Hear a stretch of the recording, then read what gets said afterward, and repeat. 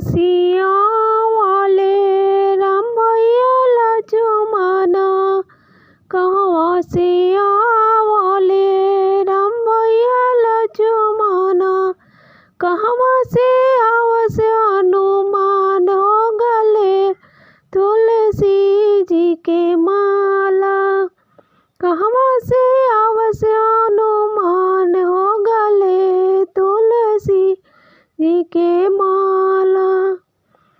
पूर्व से आवेलन राम भैया लक्ष्मण, पूर्व से आवेलन राम भैया लक्ष्मण, पश्चिम से आवेलन हनुमान गले तुलसी जी के माला, पूर्व से आवेलन हनुमान हो गले तुलसी जी के माला।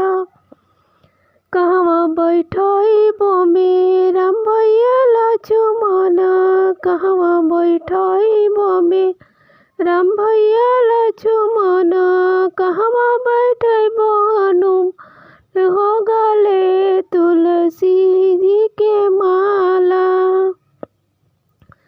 अंगने बैठइबो में राम भैया लक्ष्मण, अंगना बैठइबो में राम भैया लक्ष्मण, कोहबर बैठइबो हनुमान हो गले तुलसी जी के माला।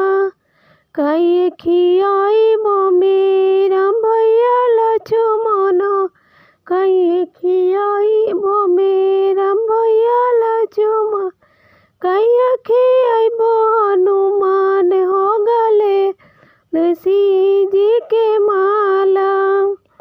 दूध भात खियाइबो में राम भैया लक्ष्मण, दूध भात खियाइबो में राम भैया लक्ष्मण, खोए खियाइबो हनुमान हो गले तुलसी जी के माला, खोए खियाइबो हनुमान हो गले तुलसी जी के माला।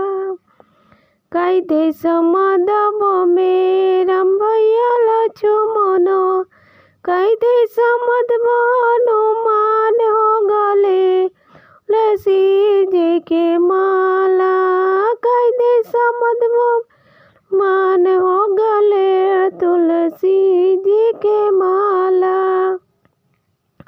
कौड़ी देश मदबो में राम भैया लक्ष्मण, लाली लंगोट देश मदबो